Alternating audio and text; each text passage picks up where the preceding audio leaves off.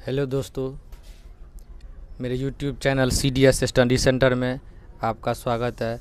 दोस्तों, अगर वीडियो अच्छा लगे तो लाइक कीजिएगा और चैनल को सब्सक्राइब कीजिएगा ताकि मुझे भी जो है और नया वीडियो बनाने का मोटिवेशन मिले। दोस्तों, मैंने पिछली कक्षा में बताया था त्रिभुज के बेसिक जानकारी, और उसमें मैंने ये भी बताया था कि त्रिभुज 6 प्रकार का होता है, 3 भुजा के आधार पे और 3 कोण के आधार पे। तो भुजा के आधार पे मैंने तीनों त्रिभुज के बारे में बता दिया था। आज मैं अभी बताऊंगा कोण के आधार पे त्रिभुज 3 प्रकार के होते हैं। कोण के आधार पे त्रिभुज 3 प्रकार के होते हैं, जिसमें पहला है समकोण त्रिभुज राइट एंगल ट्रायंगल, दूसरा है न्यून कोण त्रिभुज एक्यूट एंगल ट्रायंगल, और तीसरा है अधिकोण त्रिभुज ऑब्ट्यूज ट्रायंगल। दोस्तों, सबसे पहले हम समकोण त्रिभुज के बारे में जानेंगे कि समकोण त्रिभुज क्या होता है, जिसे हम इंग्लिश में राइट एंगल ट्रायंगल कहते हैं। तो जिस त्रिभुज की एक कोण 90 डिग्री का हो, जिस त्रिभुज की एक कोण 90 डिग्री का हो, उसे हम समकोण त्रिभुज कहते हैं। जैसे कि ये ABC एक त्रिभुज है जिसमें एक कोण, मान लीजिए कोण B जो है 90 डिग्री का है, तो उसे हम समकोण त्रिभुज कहेंगे। और 90 डिग्री के ठीक सामने वाला भुजा, जैसे ये 90 डिग्री है तो इसके ठीक सामने वाले भुजा को हम कर्ण कहते हैं। और मुझे ये नहीं पता रहता है इसमें कि लंब यानी ऊंचाई और आधार कौन सा होता है, जब तक कि कोई एक एंगल ना दे दे।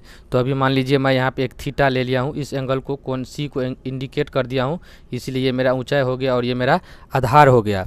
दोस्तों, समकोण त्रिभुज का परिमाप, त्रिभुज कोई सा भी हो उसका परिमाप जो होता है तीनों भुजाओं का योग होता है।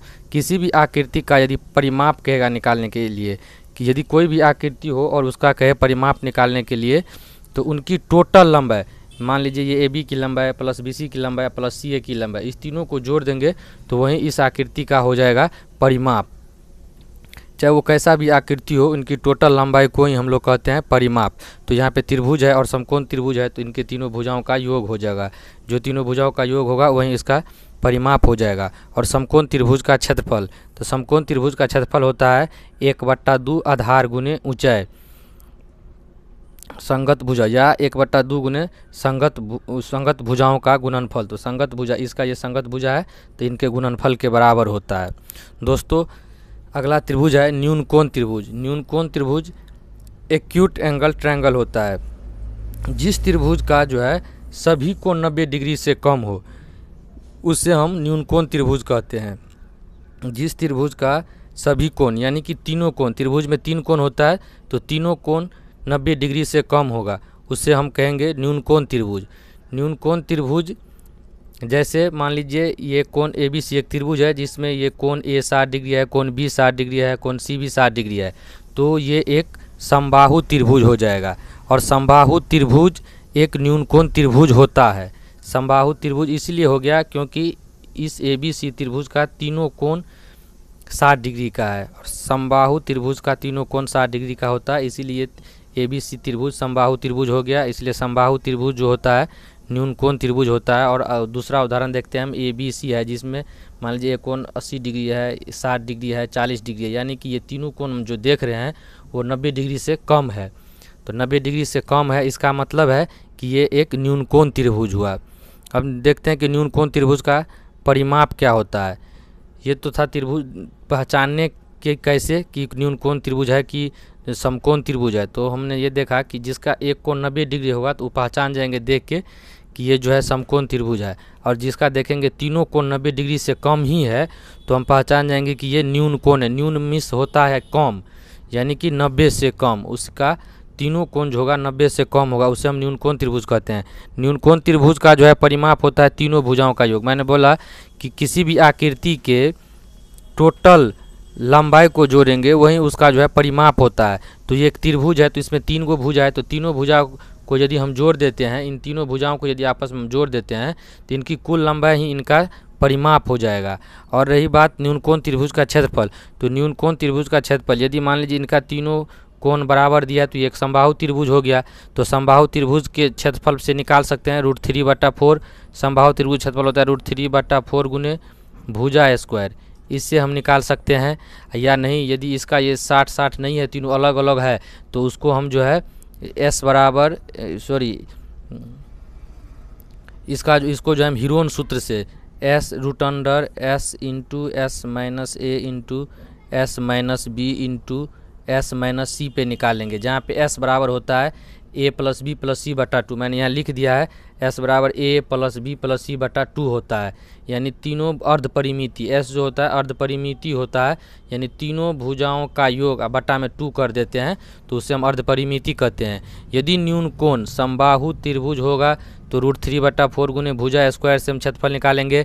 यदि इसका कोण अलग अलग होगा और भुजा भी अलग अलग होगा तो हम क्या करेंगे, हीरोन सूत्र से क्षेत्रफल निकालेंगे, root under S into S minus A into S minus B into S minus C, जहाँ पे एस जो है अर्ध परिमिति है और ए बी सी भुजाओं का माप दिया हुआ है।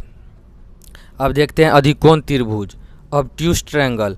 ऑब्ट्यूज ट्रायंगल होता है जिस त्रिभुज का एक कोण 90 डिग्री से अधिक हो।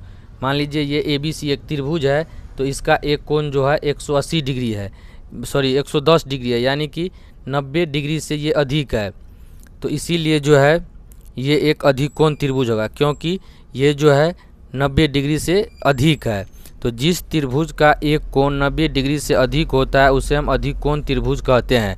और अधिकोण त्रिभुज का परिमाप भी वही हो जाएगा, तीनों भुजाओं का योग, यानी त्रिभुज जब भी देखेंगे उसका परिमाप कहेगा तो ये तीनों भुजाओं का योग हो जाएगा, जो तीनों भुजाओं को जोड़ेंगे वहीं इसका योग हो जाएगा। और अधिकोण त्रिभुज का क्षेत्रफल, अधिकोण त्रिभुज का क्षेत्रफल निकालने के लिए हम लोग हीरोन सूत्र का प्रयोग करेंगे और उसका क्षेत्रफल निकालेंगे, root under S into S minus B into S minus C, जहाँ पे एस जो है अर्ध परिमिति है, A plus B plus C बटा 2 होता है। और इस तरह से जो हम इनका क्षेत्रफल निकालेंगे। तो दोस्तों हमने देखा कि कोण के आधार पर त्रिभुज 3 प्रकार के होता है, समकोण, न्यून कोण, अधिकोण। तो समकोण को पहचानने के लिए हम कैसे पहचानेंगे कि कौन सा त्रिभुज है, तो देखें कि एगो कोण 90 डिग्री का है। और उसके बाद न्यून कोण को पहचानने के लिए हमने ये देखा कि उनके तीनों कोण देखते हैं कि 90 डिग्री से कम ही है, जहाँ भी है 90 डिग्री से कम ही है तो ये न्यून कोण त्रिभुज होगा, इसका तीनों कोण 90 डिग्री से कम है। और अधिकोण त्रिभुज का पहचान होता है कि इसका एक कोण जो होगा वो 90 डिग्री से अधिक होगा, तो हम समझ जाएंगे कि ये अधिकोण त्रिभुज है। इस प्रकार हम त्रिभुज को पहचान करेंगे। और इनका परिमाप तो सब जानते हैं कि तीनों भुजाओं का योग होता है। और क्षेत्रफल जो है हीरोन सूत्र से, हीरोन सूत्र मास्टर फार्मूला कहते हैं, ये हीरोन सूत्र से किसी भी त्रिभुज 6 त्रिभुज का क्षेत्रफल निकाल सकते हैं। और ऐसे शॉर्टकट में निकालने के लिए सब त्रिभुज का अलग अलग से अपना अपना फार्मूला है, मैंने पिछली वीडियो में बता दिया है। दोस्तों यदि मेरा ये पढ़ाया हुआ अच्छा लगे तो चैनल को सब्सक्राइब करें, इससे मुझे मोटिवेशन मिलेगा और मैं और भी वीडियो बनाऊँगा।